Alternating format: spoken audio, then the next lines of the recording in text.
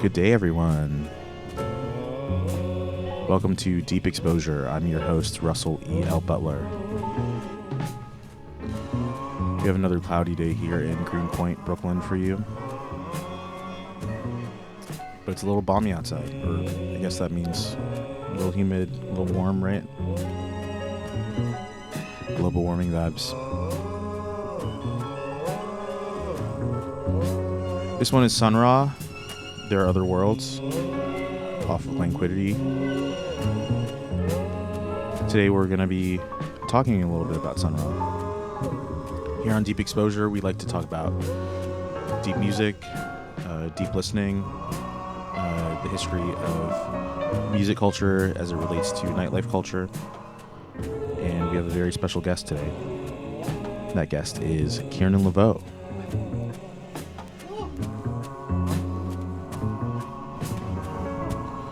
I just returned from Europe this week, playing some gigs. It was very lovely. Thank you so much if you joined me for a dance.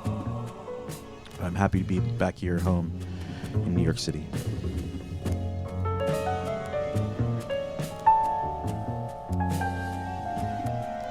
Today we're gonna do something a little different too. We're gonna play a little bit of music and actually talk about it. Not a whole lot of mixing today. More conversation. Anyways, I'll get out of your hair for a sec.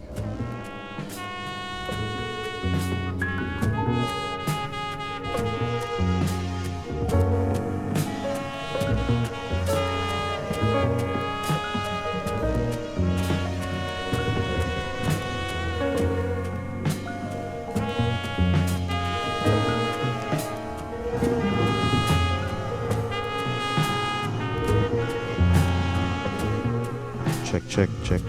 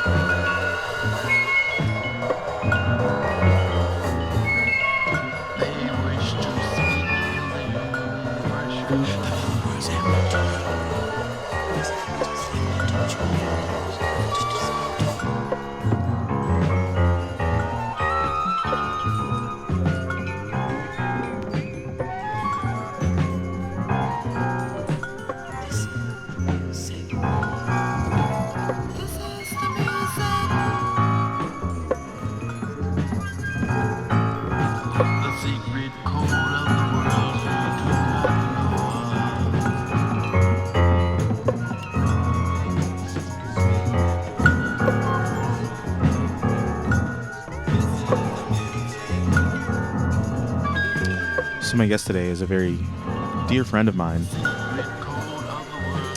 I believe I met Shane in 2017 in San Francisco. She was part of a collective called In Training from Cleveland, Ohio. And she was playing a Honey Sound System party. And I can't remember exactly. I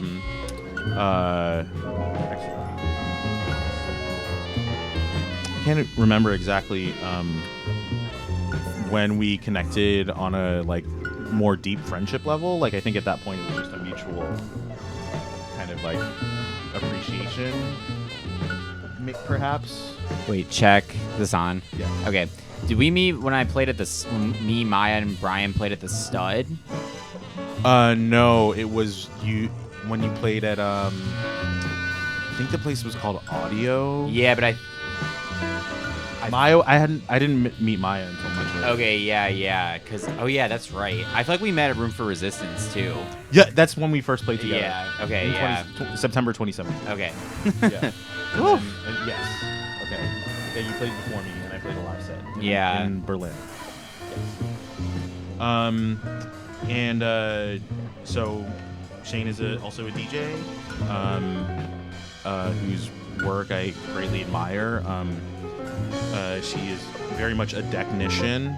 By that I mean that she utilizes these media players, whether they be records or waves, as instruments themselves. If you ever experienced any of her sets, you will know that she will utilize every single part of the record, of the turntable, the tone arm, and everything. She eats. In 2019, I posted on my Instagram a photo of us together in Prague, where I was doing an artist residency at the time, and she was there to play at a club there called Ankali. And I just connected with her specifically over this Stevie Wonder record, Journey Through the Secret Life of Plants. A friend of mine had recommended it to me as a companion to Solange's album, which had come out also that year, 2019, When I Get Home.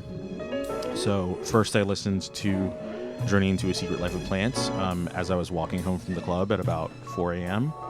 And absolutely one of the most grounding and incredible listening experiences I've had in my life, just walking around this city that I was not very familiar with at a time when there really wasn't anyone around except the sounds of the city, and then getting safely back to my apartment and taking a bath and listening to When I Get Home.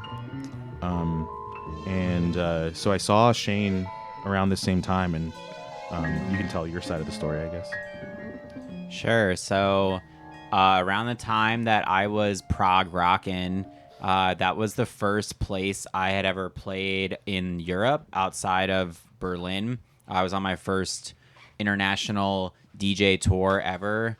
That I was 23 at the time, and it was really hard for me, which we may or may not get back to later on. But it was really great to land in Prague and be with Russell at that time.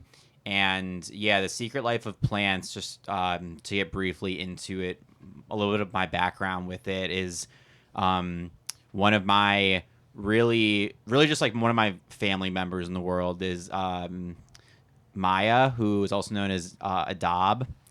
Many of you have hopefully heard them also play some magical DJ sets, or just shared a laugh with them, as is fun to do in life. One half of Boys to Them as well. There you go. And so Maya had heard about The Secret Life of Plants, I believe, because BMG from Interdimensional Transmissions talked about the album on a Red Bull, not like a lecture, but I think there was some sort of like Detroit music techno history piece that had come out.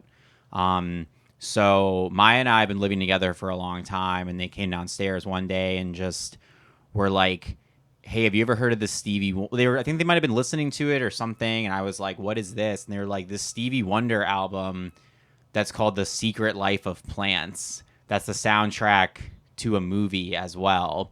And yeah, I just kind of always one way I think of the album is just us sitting in our old, very decrepit living room, listening to Stevie Wonder talk about life and ecology and just really race and just really like this really like potent late 70s / 2023 energy contained in that album. So it also became a big part of my life listening to it on the same tour that I was on where I saw Russell.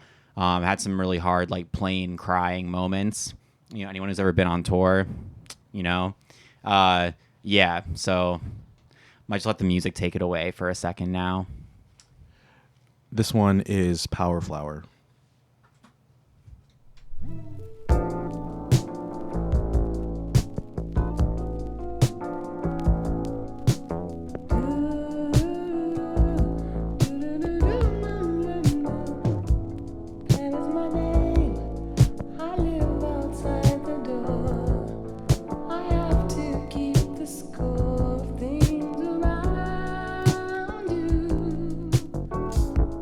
Fire and air.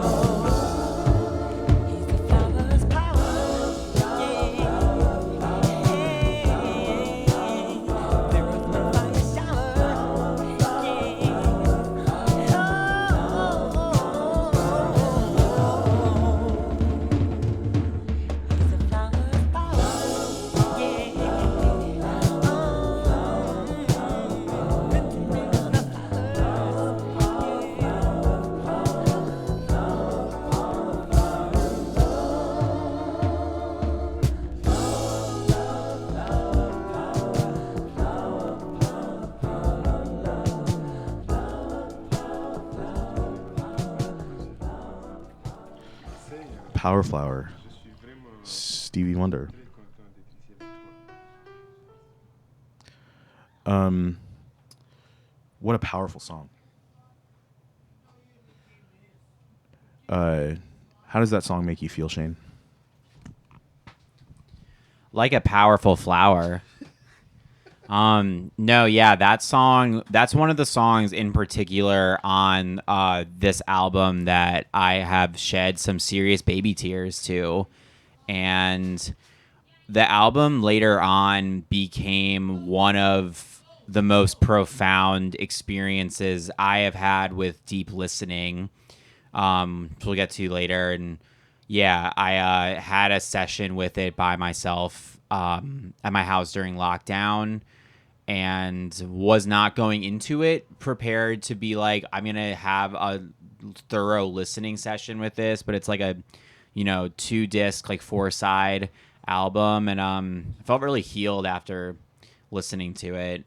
So yeah, that song really just makes me feel like we all are like continually having the power to evolve and bloom. And just because of my experiences and a lot of our experiences, in this booth, and for those who might be listening, it's hard not to think about it in a transition sense, in a very hormonal and mental transgender way, just life way, and like everything. So whenever he says like, and excuse me, I have so much more to do, that to me just feels like giving yourself grace and strength for just like continuing your life. Yeah, because at first, there is this kind of sadness that is implicit in the earlier passages about I hope I come back as a flower. It's kind of like this well, like things are kind of hard now, but I'll come back as something that is like delicate and brings the world beauty. And the passage that you're talking about is really like not like I'm not trying to die now. Like there's still so much more, and also like kind of acknowledging that that is something that can be had like in this life, that it doesn't necessarily bear that kind of like intensive process of waiting. And also to do with flowers, I mean, something that I want to address with this show specifically is what's at the root. What is at our what? How can we identify what our root connection is to this art, this music, this kind of creative work? So Shane, I'd like to ask, what is at your root? What is can you identify your earliest memory of sound or of music?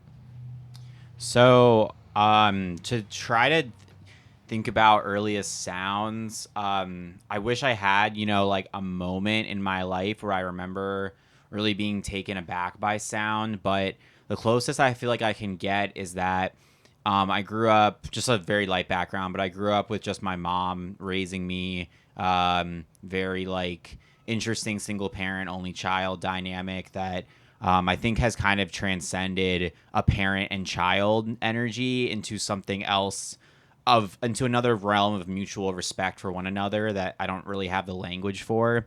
So we lived in some apartments off of just some very major roads in Cleveland. And honestly, if I try to think about it, just really being enamored with the sounds of like alarms and like cars going by and just like machinery, construction.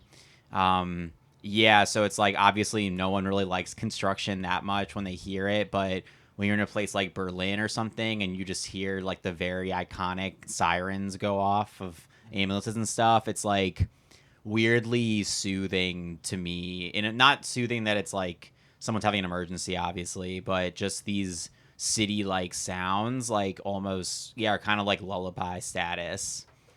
Yeah, I have a very similar thing. Being from an island, probably for me, the most early presence that I can discern is environmental as well. I lived off of a pretty busy road in part of Bermuda that has like a lot of beaches and hotels and stuff, and so a decent amount of traffic for that area, but it would get very quiet at night. And at night, there are these tiny tree frogs that just bleat pretty constantly. And there's just this constant like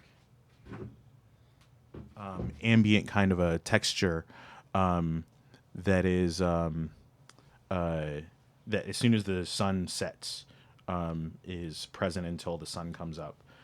It's something that I kind of engage with in my own music as well. Like I use whistles or similar kinds of sounds that like evoke this kind of background or organic background, if you will. And now back to you. So when it came to listening to music, what were the kind of material conditions in which you were listening to music? Was it when you in the same zone, like when you were a child, kind of before you could discern exactly maybe what music even was? Like what did it look like? Sure. So I'm gonna kind of reiterate some stuff I actually talked about before, like in text. But some of the first music I ever remember hearing in my life is honestly like parts of it are very eternal to me still, which is nice. But I think the first song I maybe feel like I ever heard was "Enjoy the Silence" by Depeche Mode. My mom has always had a copy of I actually have her copy of the CD now. This kind of beat up copy of the album Violator. Really beautiful cover, and I just have had that chorus in my head as long as I can remember. So it's almost like it feels almost so subconscious that I don't even necessarily remember hearing it. It's just been there. And maybe not even the sound of I think really just the words are very unnecessary, like whole hook. Yeah, so All I ever wanted, all I ever needed is here in my arms. Yeah. I mean, yeah. it's a go-to karaoke song for me as well. Yeah, yeah, and like it's just so drama and stuff, but so yeah, and then yeah, my mom is quite musical and really good taste in music, but wasn't really listening to music a ton at her house, but so there's that. Honestly, another really powerful memory of me hearing music when I was like about 4 or 5. I'm born in the top of 96 was when Nelly's Hot in Here came out, and I was at one of my friend's moms, shout out to Mrs. Pearson, took care of basically all of the kids whose parents had to work like over the summer during the day. So it was kind of like community daycare. And I honestly just remember her driving us all around in this minivan, and Hot in Here had come out, and we were just listening to Hot in Here like so loud in the car. And like I don't really I can feel the humidity off of that image, you know? Yeah, and it's like it just fell, and it was just so fun. Like I definitely had no idea what the song was really about, or barely probably even understood what humidity was or anything. But I had a lot of fun at these like summer sort of like community daycare things. So that was almost like maybe the first time I'd really been listening to music with a lot of definitely all other people my own age. Was in the minivan listening to that. So mostly the primary way that you're experiencing music is at this phase is like in cars. Yeah, actually, that's a really good point. Yeah, in cars. My mom had this super, like, sort of blue Jeep, I think, at that time. That was, like, not too bad, but a little rickety. And she had kind of a really small CD rotation. So it was mostly, some of her CDs and just a lot of radio. And so then after that, probably early 2000s, whatever was on pop radio in 2001, 2002. And then also like a lot of alt rock radio she would have on. So music as well, you talked about the kinds of environmental sounds that you can remember from your earliest stages. Like music kind of ends up playing a similar role in this because like the radio, like we don't necessarily think of it as such, but it is this kind of also like environmental thing. Like it is, it is terrestrial. It is kind of like it's coming from somewhere else that you can't really identify. similar to like the breeze through the trees or like cars going by or sirens in the distance. There's this kind of like for me growing up, it was talk radio. Like my folks always had on. I mean, there was music on in the house and stuff like that. And we driving to school like every morning. We listen to different kinds of music, and but the persistent thing that was on in the house was talk radio. And then once the talk radio was done, like after drive time, it would be the BBC World Service. So it's always Wow. Yeah, so it's always like people's voices. Okay. Just like kind of also this very background texture. With that, I think I'd like to play some music that brings us back to once again a different kind of a root, like the roots of discovery, really. How we've had these experiences where we've heard something that we couldn't identify, but it ignited this. It's kind of past curiosity almost. It's this like very intensive drive to identify like what is it that's actually going on here. So this is Mad Villain, Shadows of Tomorrow.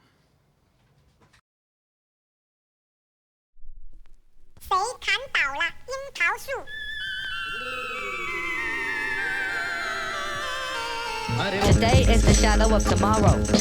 Today is the present future of yesterday. Yesterday is the shadow of today. The darkness of the past is yesterday, and the light of the past is yesterday. The days of yesterday are all numbered in some. And the word once, because once upon a time there was a yesterday. Yesterday belongs to the dead, because the dead belongs to the past. The past is yesterday. Today is a preview of tomorrow, but for me, only from a better and happier point of view. My point of view is the thought of a better and try reality. Yesterday is eternity. The eternity of yesterday is dead. Yesterday is as one. The eternity of one is the eternity of the past. The past is once upon a time. Once upon a time is past. The past is yesterday. Day. The past is yesterday. Day. While we're searching for tomorrow. The music is different here. The vibrations are different. Not like Planet Rave. Planet Rave's sound of guns, anger, frustration. There was no one to talk to in Planet Rave to understand. We set up a colony here. The light of the past is the light which was. The wisdom of the past is the light of the past. The light of the future was the light which is to be. The wisdom of the future was the light of the future, see. Yesterday belongs to the dead. Tomorrow belongs to the living. The past is certified as a finished product. Anything which is ended is finished. That which is perfect is finished. The perfect man is no exception to the rule. The perfect man of the past is made according to the rule of the past.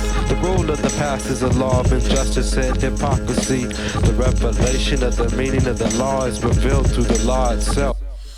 The wisdom of the past is the light of the past. The light which is to be, the wisdom of the future. The light of the future casts the shadows of tomorrow. Affect their vibrations. For the better, of course. Sun Ra. Sun Ra.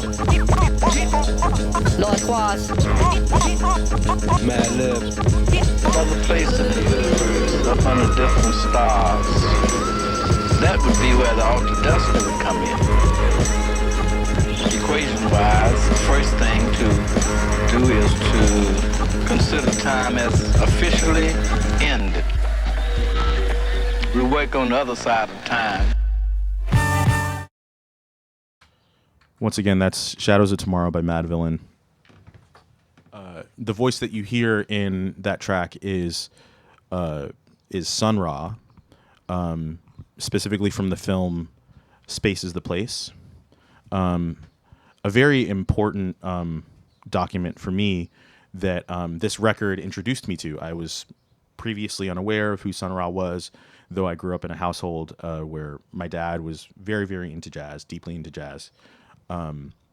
It was like he got me into Miles Davis Bitches Brew. He got me into Lounge Lizards, but that's kind of like as far afield, if you will, that he kind of went.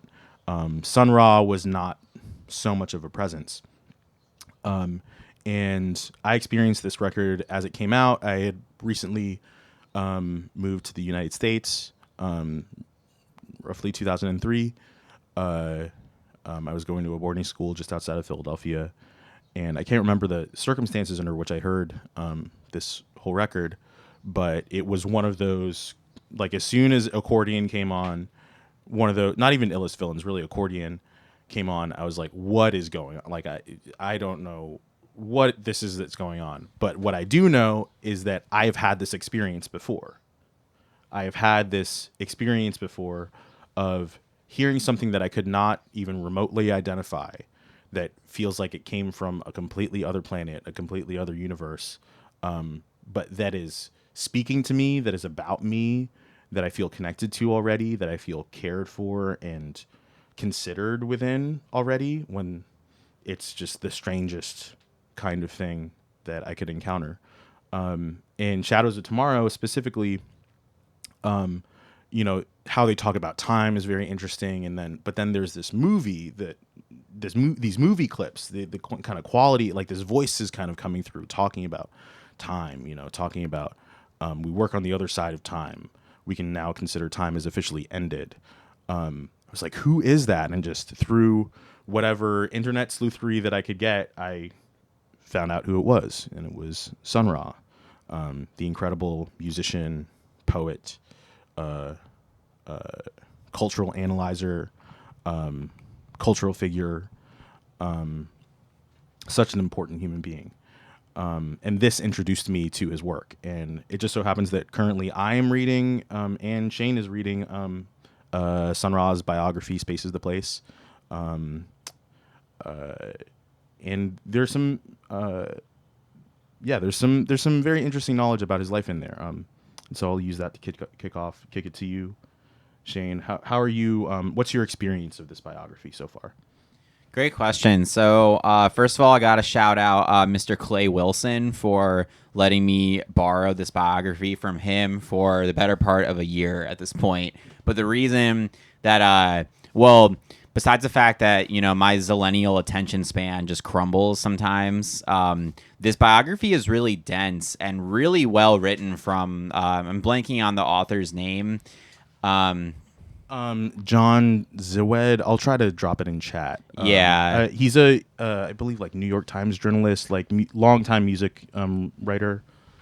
And I think it came out in the late 90s, if I'm not mistaken, which, you know, is just kind of I feel like he must have had to go to some pretty great lengths to get some of the information that he's getting. Yeah, here. It's very well researched. Like, he's going into like old school records, draft records, like all kinds of things. So for my experience specifically, it's really amazing I think we're at a point, and just how I feel, I think we're at a point with Sun Ra's legacy that unfortunately has been a lot of like white guys reissuing records have just kind of gotten their hands into kind of, I think, commercializing, quite honestly, his legacy that feels so defiantly commercial, and commercializing in the sense of just like kind of the fine line between archiving work and then making like ridiculous record reissue prices,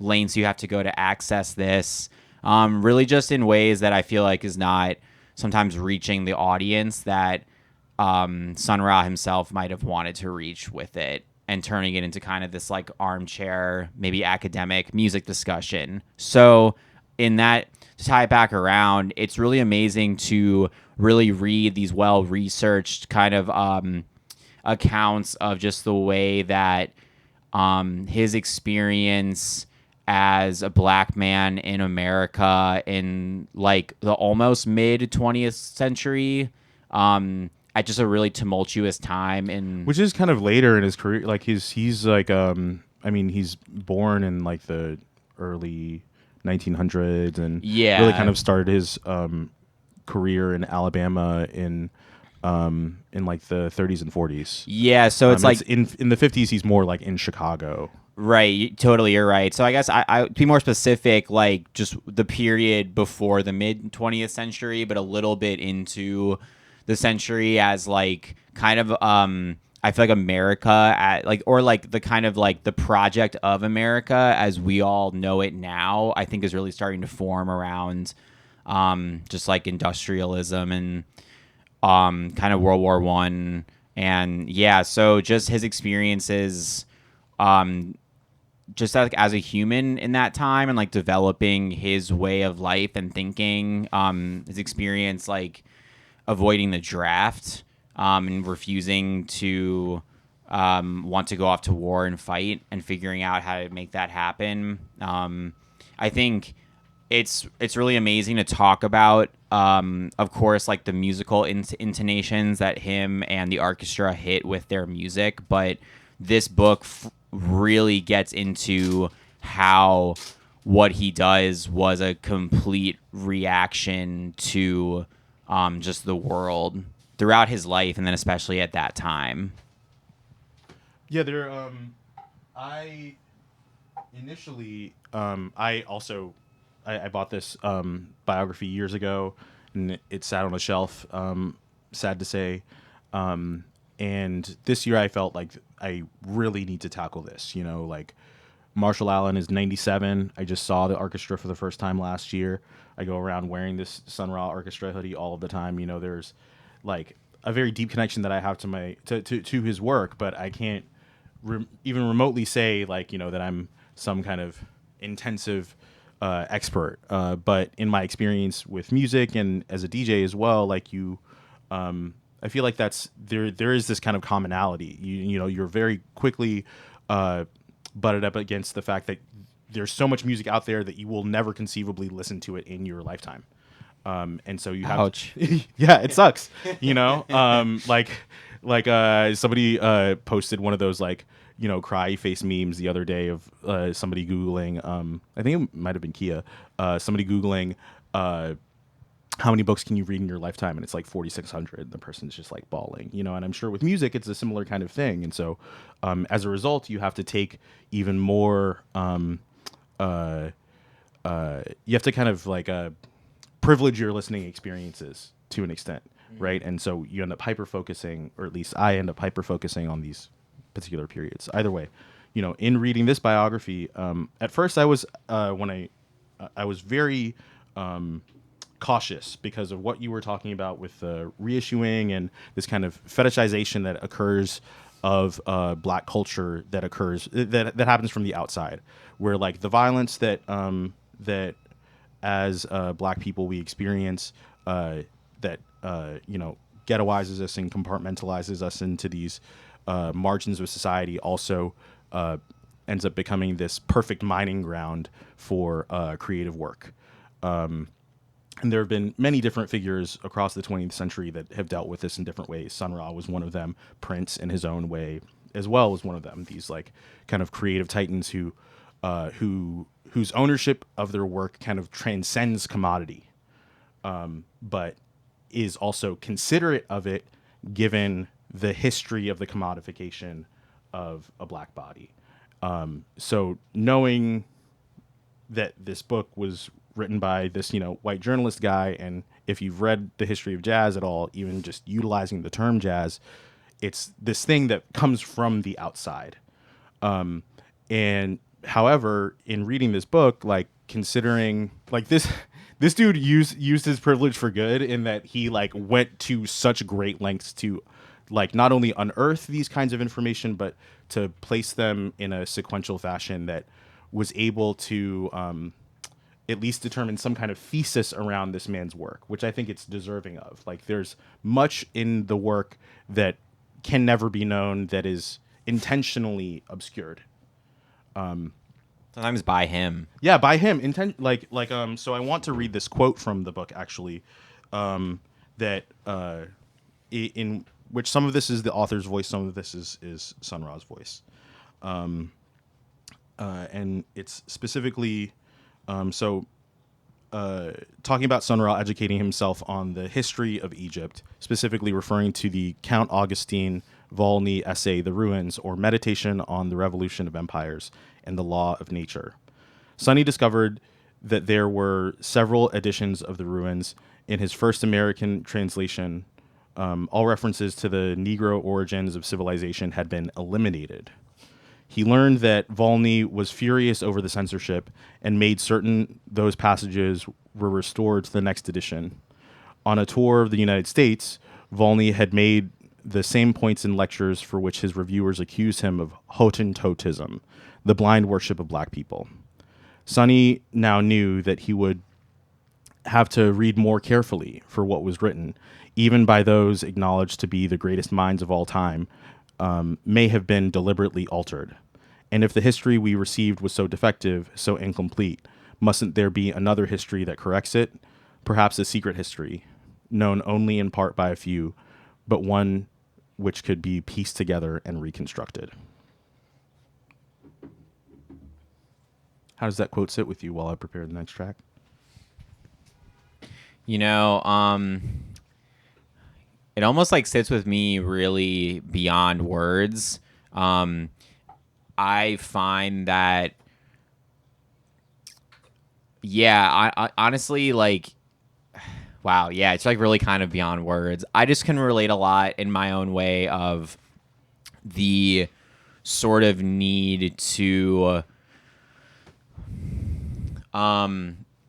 like, almost just like create like your own, like, kind of own idea of, how like you are going to deal with like how you got to be somewhere in the world, and A kind of self-determination,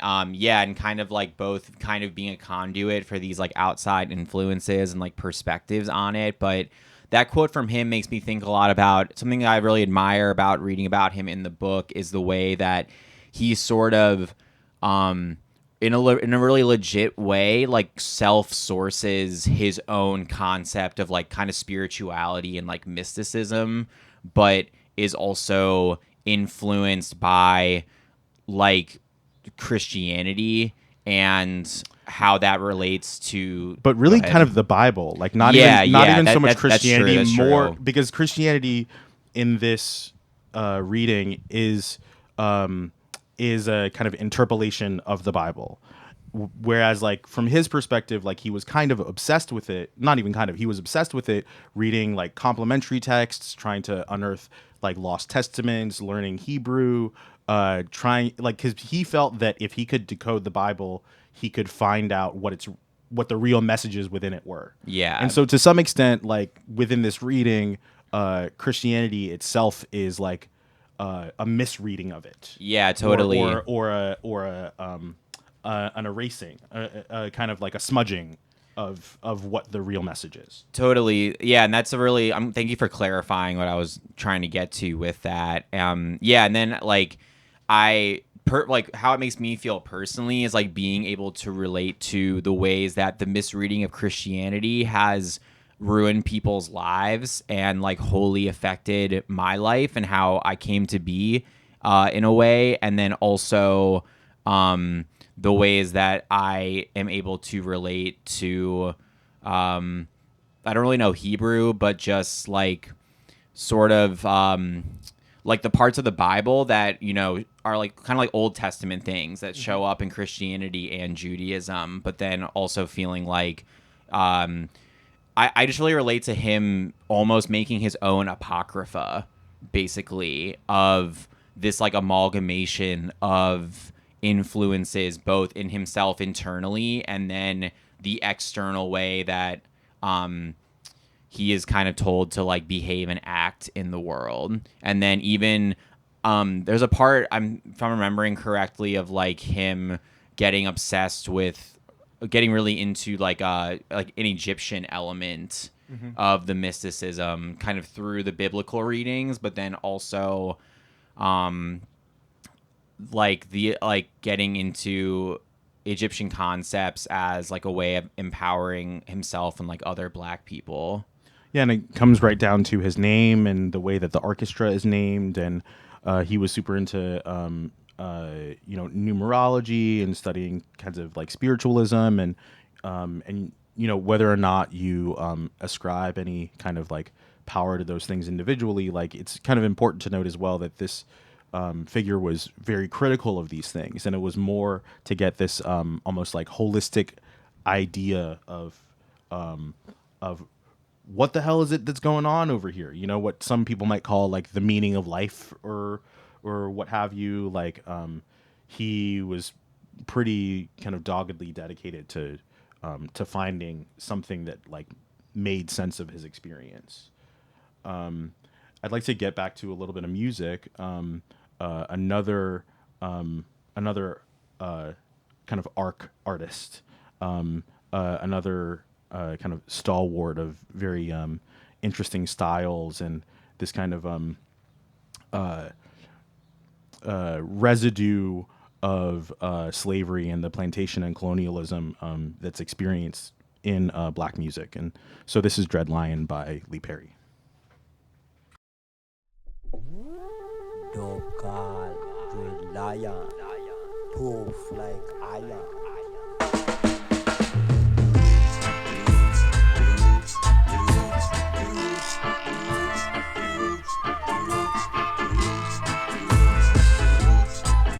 Lot Radio, big yourself up.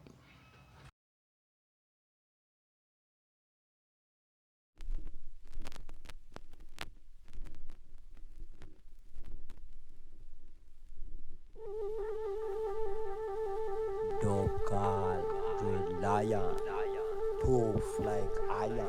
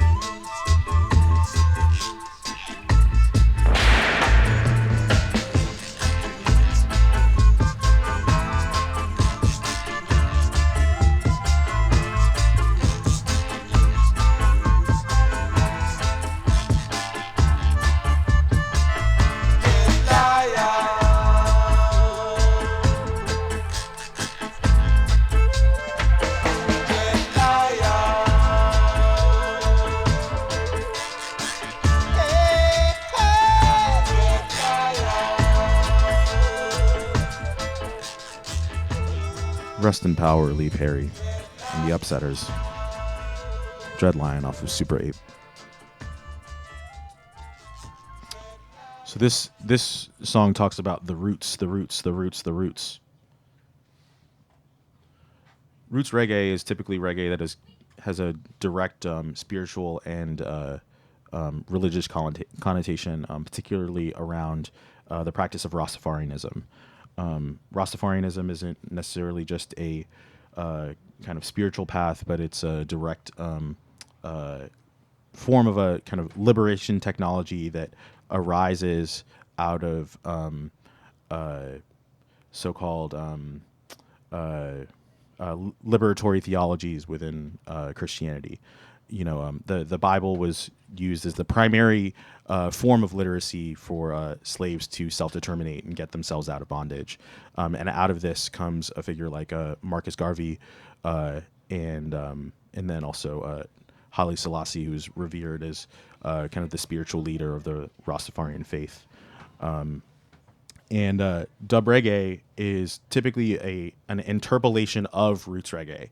It's a kind of taking an established rhythm or song that has been popularized by someone else and putting it through a set of filters, and not just creating a new thing, but rooting the source material itself into its own kind of history.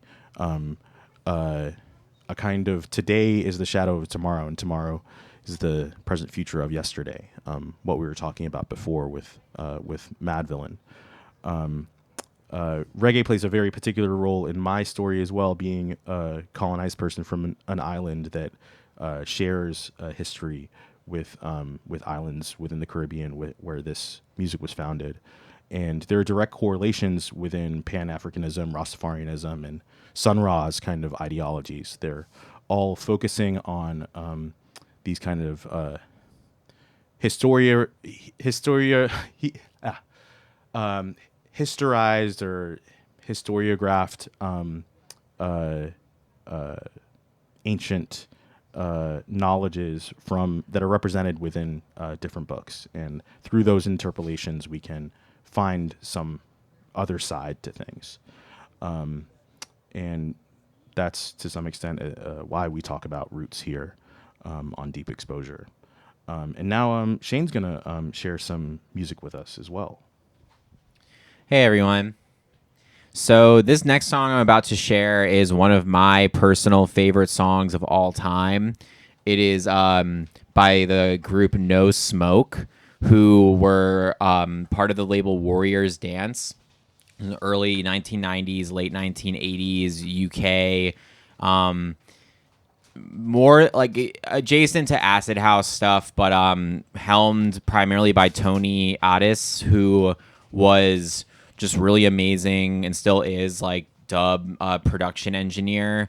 And primarily a label like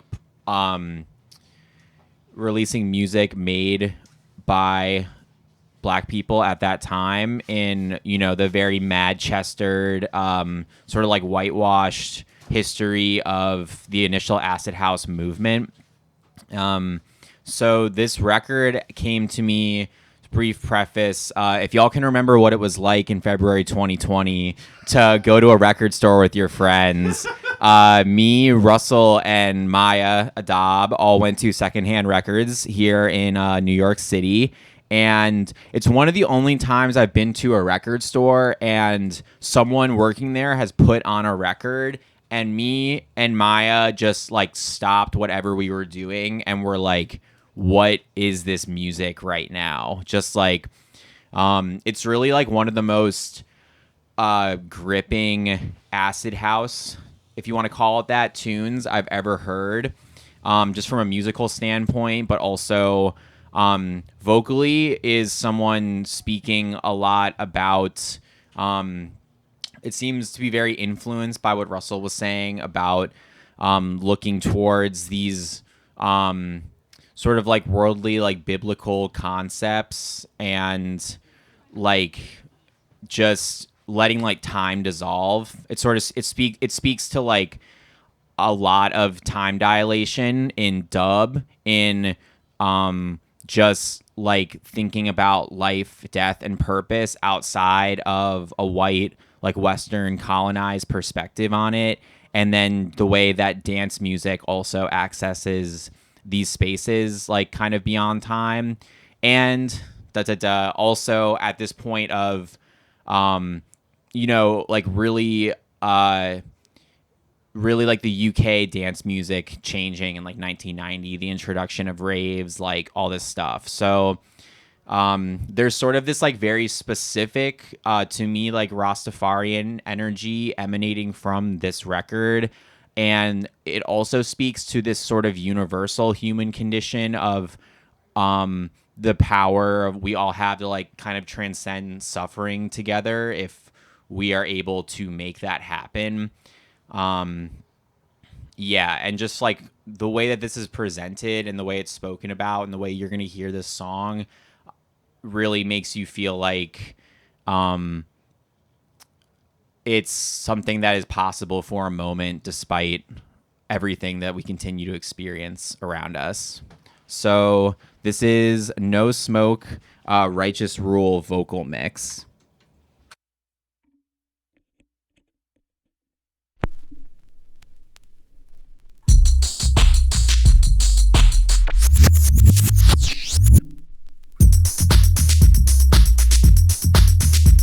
For now the time appointed, Jareen and Earth is now a new name. And all shall see legions of angels, mighty angels, I forefathers, in the likes of Enoch, Moses, Elisha. Time is running and passing and passing and passing. So you all better get right in this time, or there won't be no next time. Righteousness shall come to rule. You better know. So worry not yourself about evil devices, about their ballistic affairs, their Atlantic ballistic mystics, for they shall freeze in the day of Jah Almighty, and righteousness shall rule. You better know. So move back all evil fighters, let the youth stand. Freedom, just day.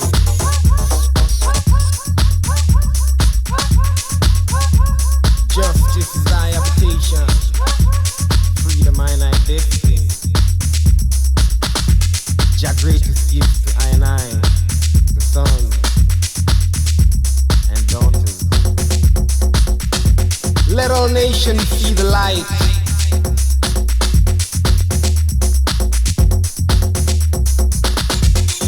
Righteousness has come to rule.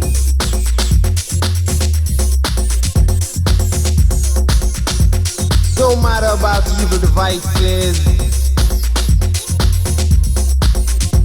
for on the day of Jah,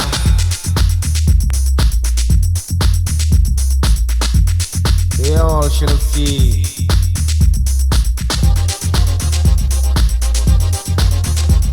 So wail, shout and tell it out to the world, just sons and daughters, and all nations who want to know the truth. For Jah is the King of kings and Lord of lords, Earth's rightful ruler. I want to tell you all out there, there is no apology.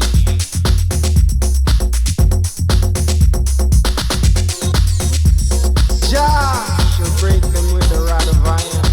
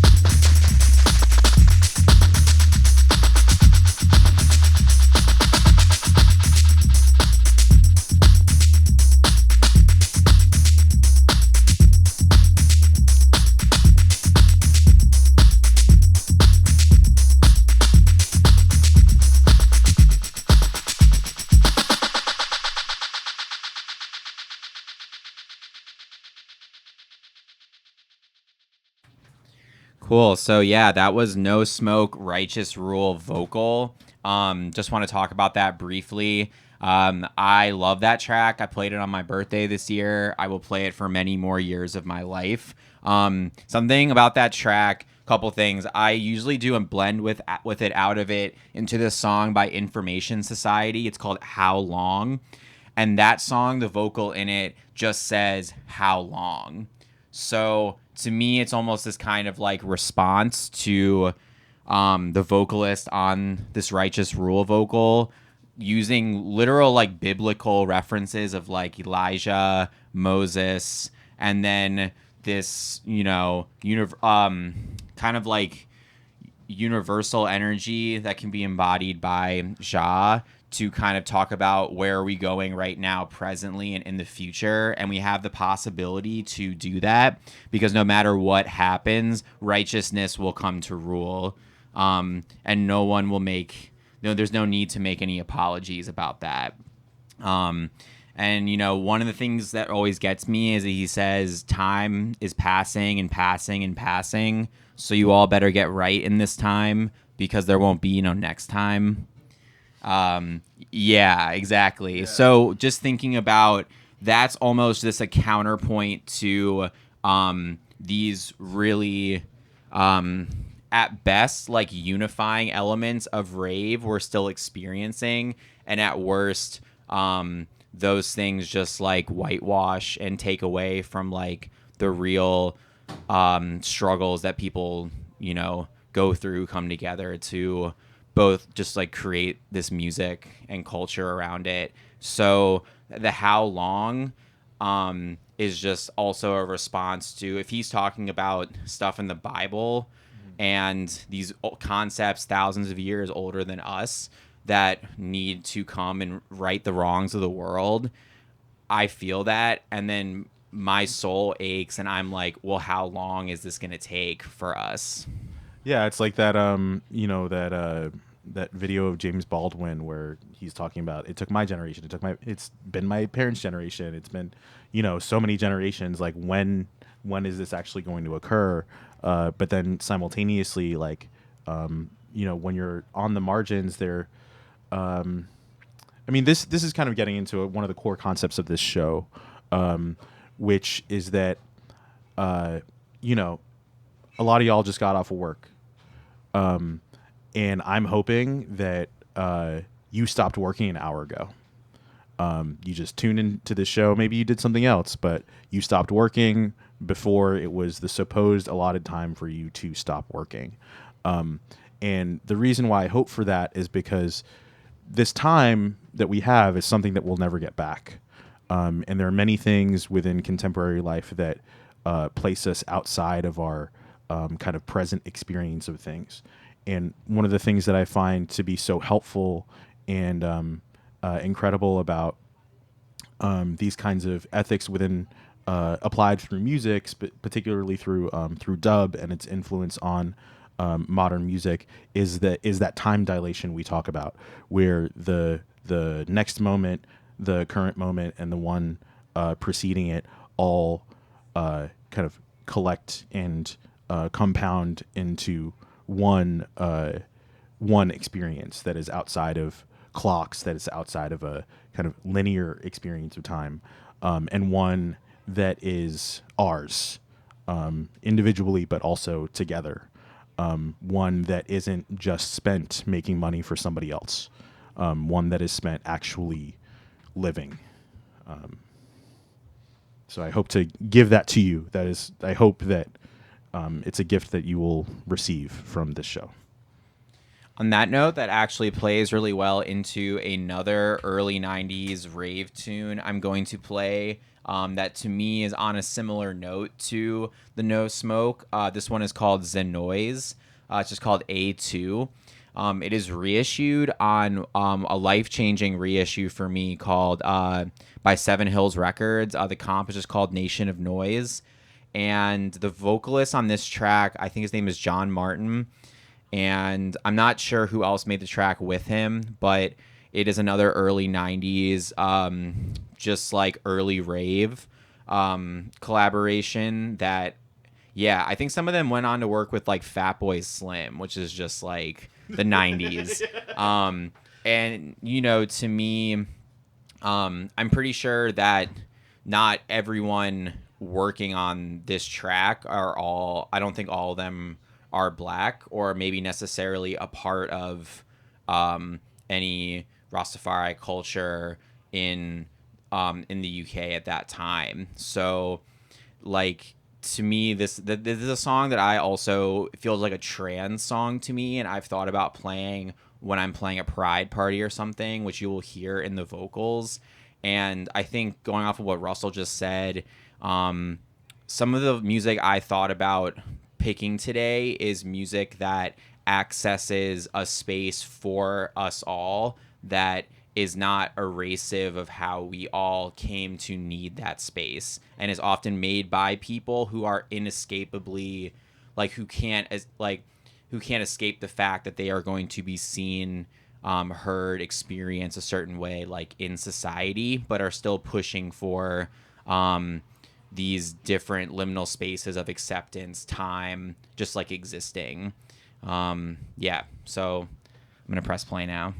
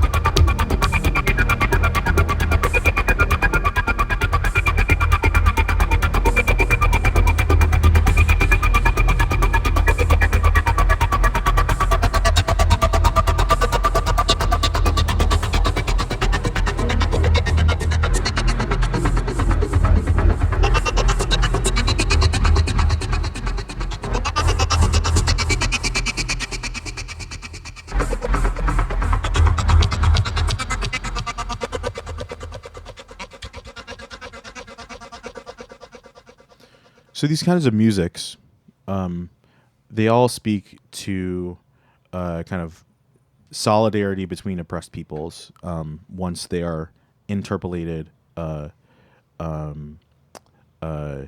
by their cultural contemporaries. Something like ska and then rocksteady and reggae developing in Jamaica, and then with the Windrush generation going abroad to the United Kingdom, where they would take it and turn it into their own thing with lovers rock and taking their own kind of spin on sound system culture and eventually dub. These same kinds of things would end up within the pantheon of British underground music. People like Dennis Bovell, who is largely attributed with being one of the originators of the sound that is lovers rock, a kind of like slower R&B approach to reggae that is very much for couples, for people in love. He also produced for folks like the Slits. And then punks in the UK would go to reggae clubs where they would hear their music and right along with dub and roots reggae. That's why you end up with bands like The Clash, for example, because of these very real social experiments within solidarity. And then under Thatcherite Britain, you have a great deal more white people who are in the working class who are then further marginalized within their own class because of the austerity measures that have been going into place kind of across the West, in the United States with Ronald Reagan, and then in the UK with Margaret Thatcher. And so out of that in the UK, you have some, the kind of industrial bands that start to arise, your Joy Division, your to some extent your Depeche Mode, your Cabaret Voltaire. Now this record is by a group called Hula, who is also from Sheffield, where Cabaret Voltaire is from. Big up. And here you will hear these kind of these like almost post-industrial sounds that are direct reactions to the class environment that they're experiencing. So this is Tear Up by Hula.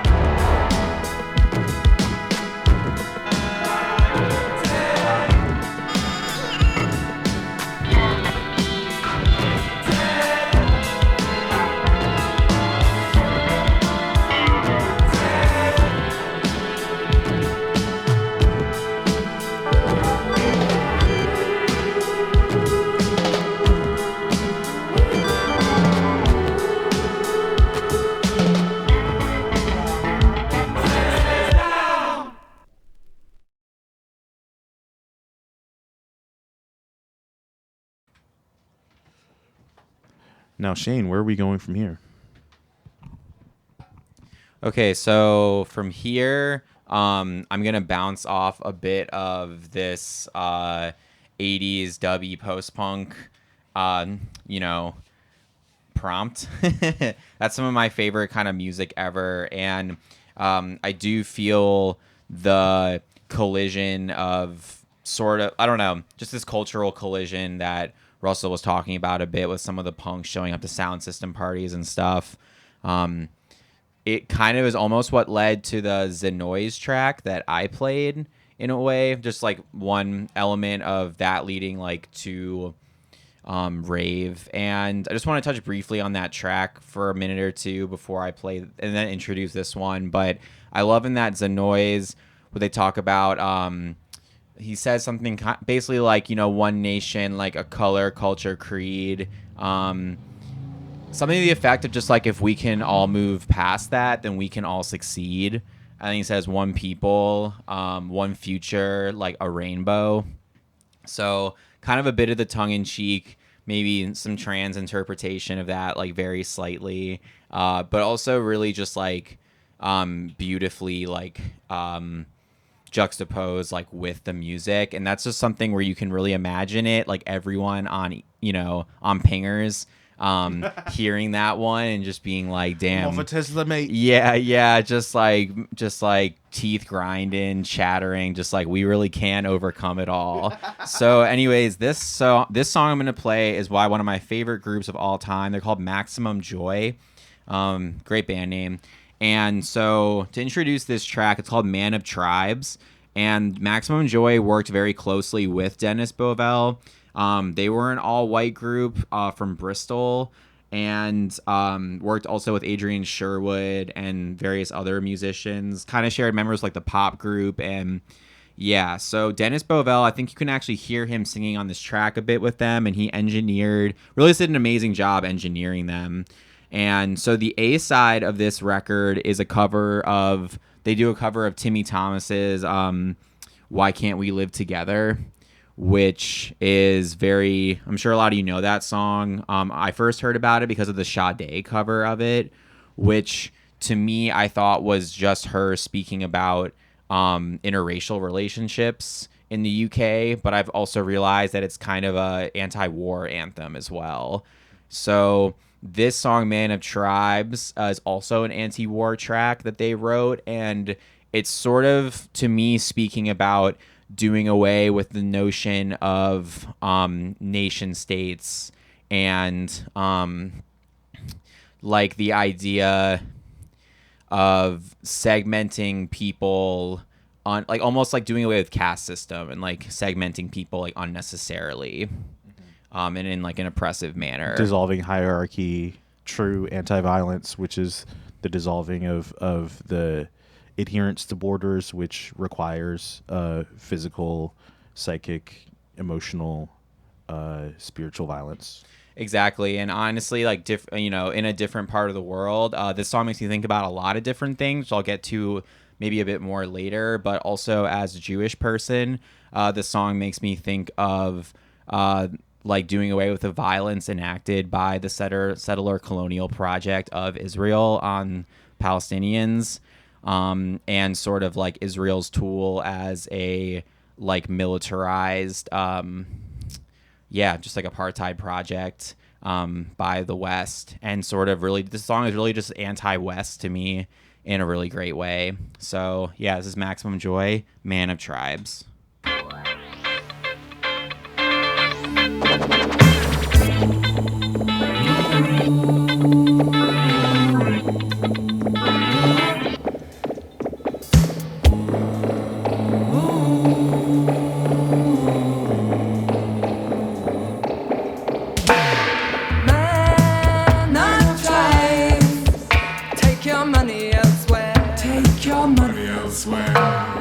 Money dreams.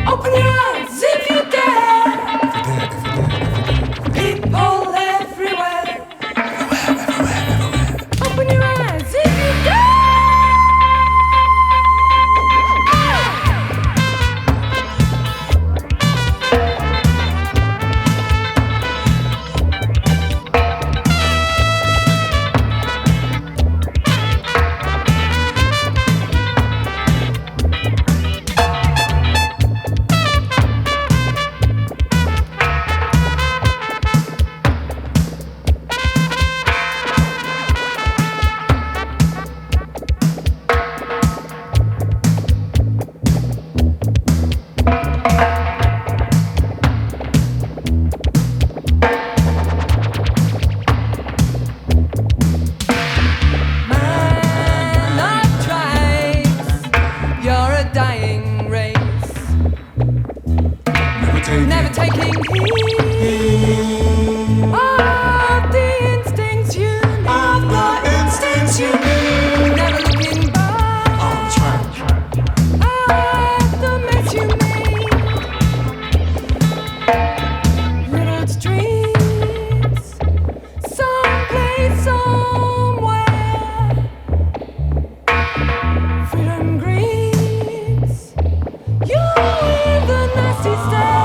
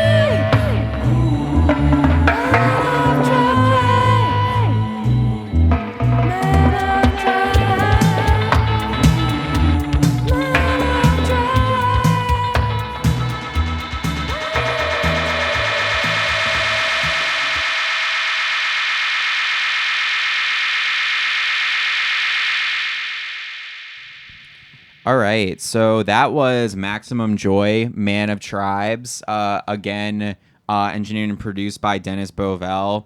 And yeah, just the poignant collaboration between all of them, I think still really hits as we are living in a hell world of nation states. So this next song I'm going to play also kind of takes on a bit of that in a way, in sort of like a deconstruction of identity. It is going to be Identity by the X-Ray Specs, who were fronted by Polystyrene, who my partner Jules and I just watched a really great documentary about, made by her daughter.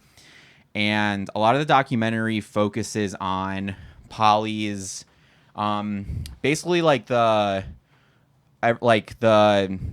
the othering she experienced both as a woman in like kind of late 70s London punk music, and also in the way that they describe it in the movie as being half caste, very colonial, you know, like she was half Somali and half Irish Scottish.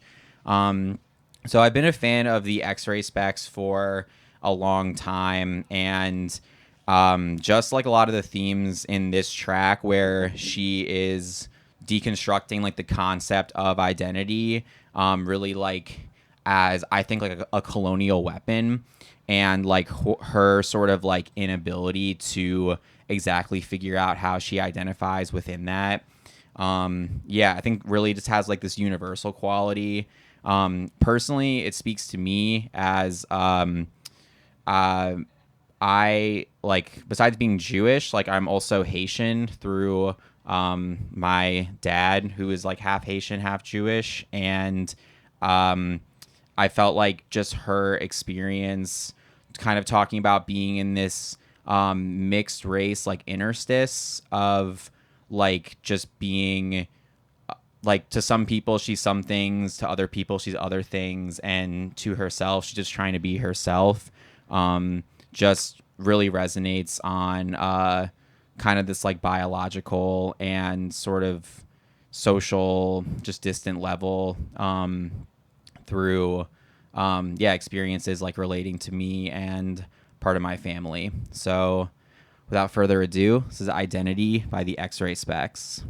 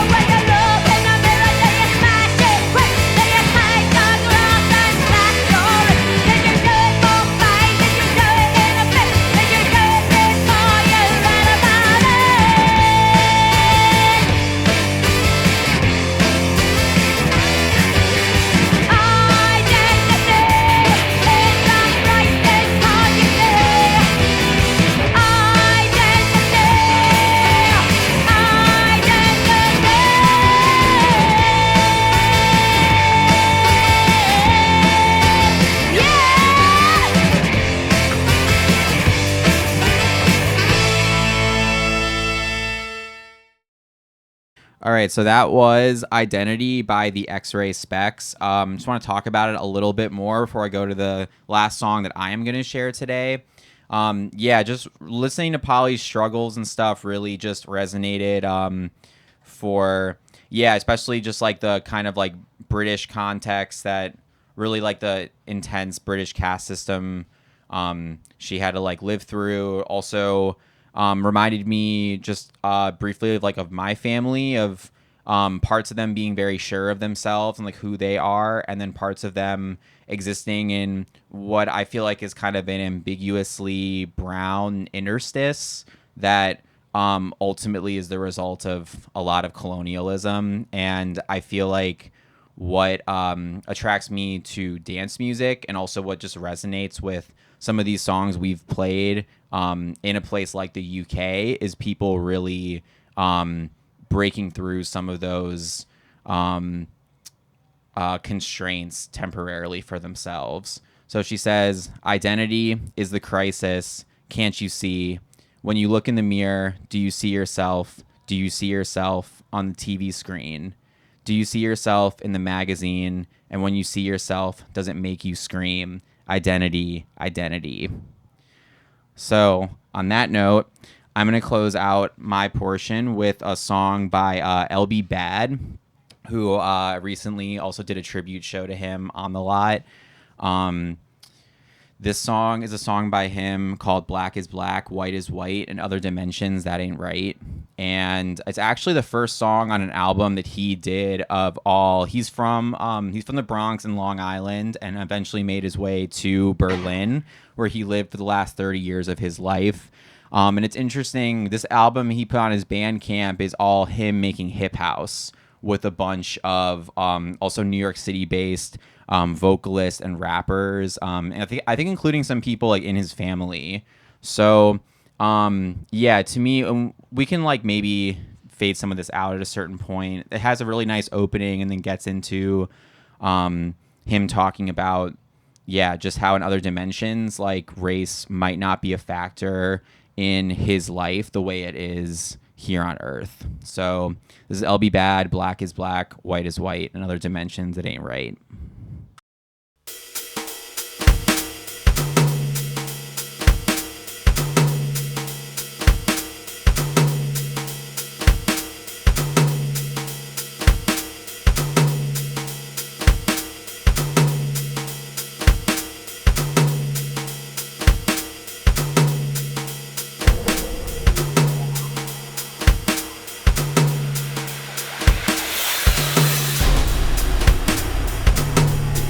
Yes, yes, yo, I wanna take y'all.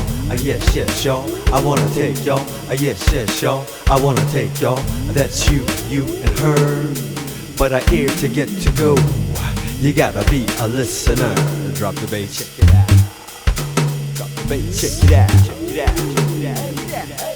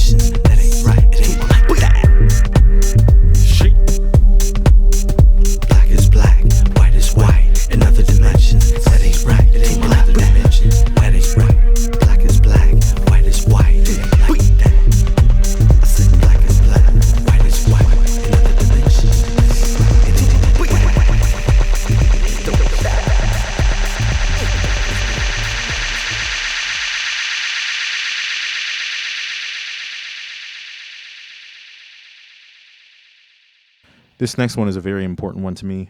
It was introduced to me by one of the Steve McQueen short films, Small Axe, specifically the Lovers Rock film, in which it depicts a blues party or a house party where in the 1970s in London, and there's this particular scene where they play a version of this song that I'm about to play, which is Kunta Kinte's Revenge by Josh Shaka. The original is Kunta Kinte by the Revolutionaries.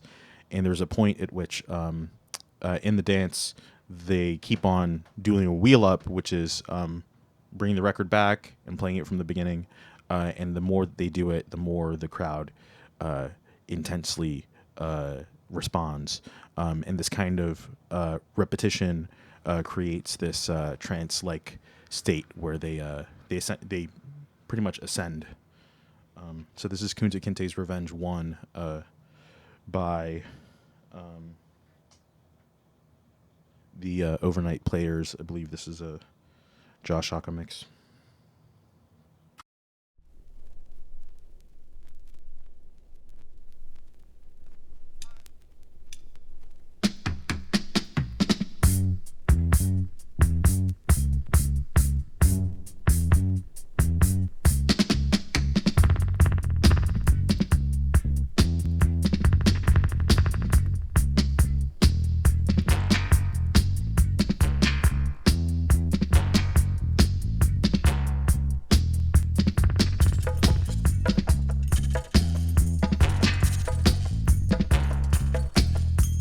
Lot Radio. Big yourself up, Lot Radio.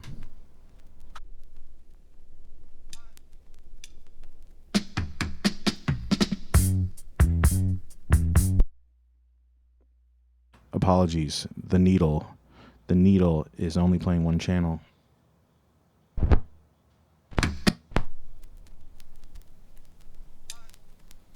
Wait, one more.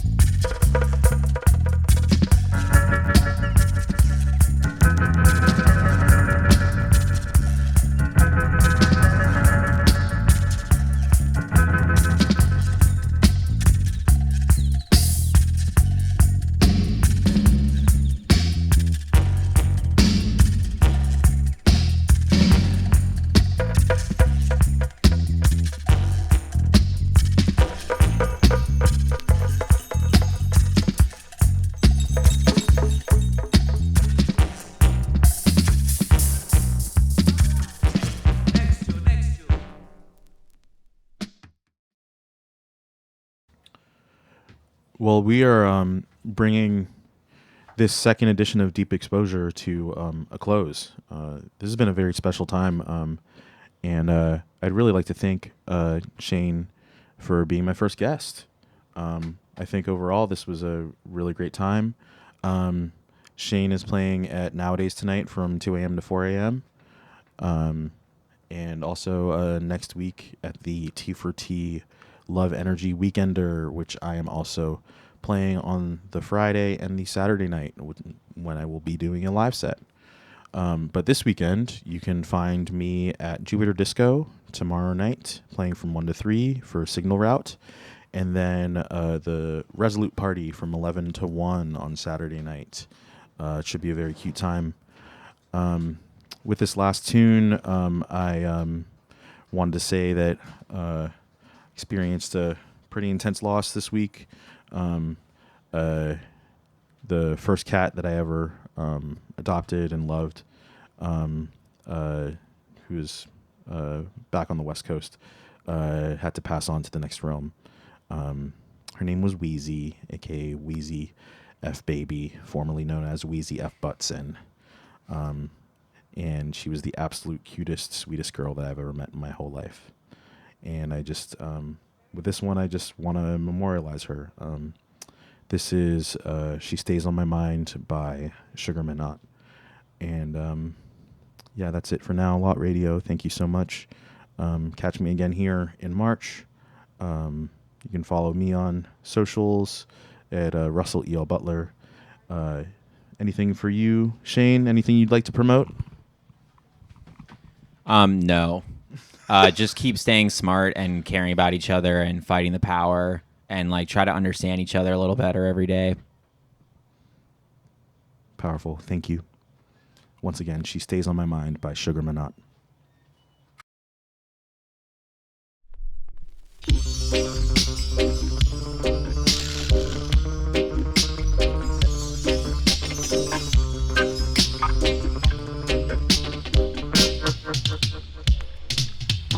When she said she had to go, I was sad, but I didn't agree. I thought I would get over her in a matter of weeks, but she stays on my mind all through these times. She stays on my mind. She stays on my mind, and it's been a long time.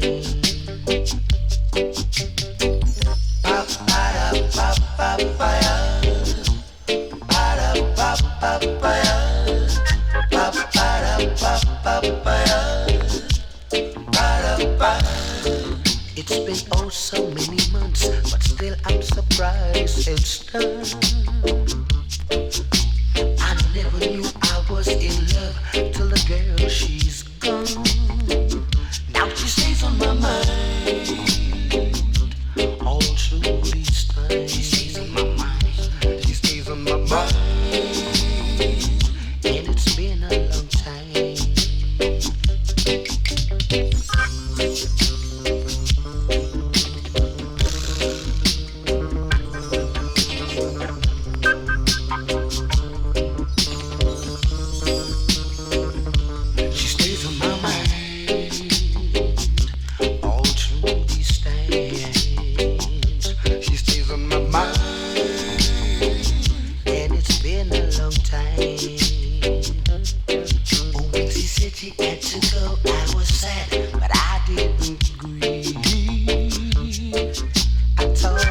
Get over her in